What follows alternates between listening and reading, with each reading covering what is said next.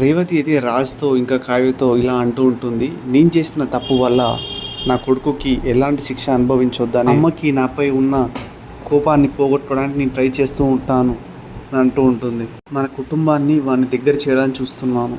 ఎప్పుడైతే మా అమ్మ నా బిడ్డని తన దగ్గర తీసుకొని చేరదీస్తుందో అప్పుడే నేను ఇంటి బిడ్డను అవుతాను. అప్పుడు దాకా నేను పరాయదాన్ని. ఈ మాటలు విన్న రాజు ఇంకా కావ్య వాళ్ళైతే ఇద్దరు అలా చేసే బాధ్యత మాది అని అంటూ ఉంటారు. అదే టైంలో మెల్లగా అప్పు ఇంకా కళ్యాణ్ వాళ్ళు కూడా వచ్చి అలా చేసే బాధ్యత మాది కూడా అని అంటూ ఉంటారు.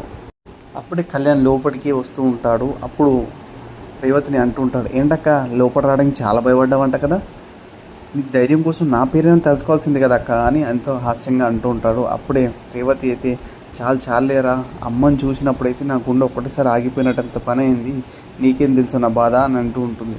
అప్పుడే పక్కన ఉన్న రాజు అయితే అలా జరగకుండా ఉండడానికే కదా నేను మరి ఈ పండుగకి నువ్వు ఎట్టి పరిస్థితులు అమ్మకి దొరకవు, నేను ఉన్నాను కదా, నేను ఉన్నదే దానికి కదా.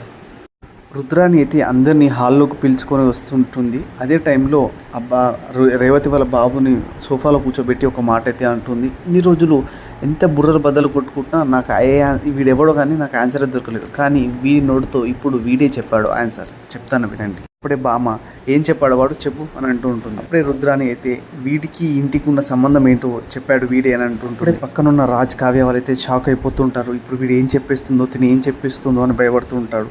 అప్పుడే రుద్రాని అయితే అసలు వీడెవడో తెలుసా, ఆ రేవతి వాళ్ళ కొడుకు ఈ ఇంటి వారసుడు అంట. ఈ మాట విన్న అందరైతే ఇంట్లో అందరు షాక్ అయిపోతూ ఉంటారు.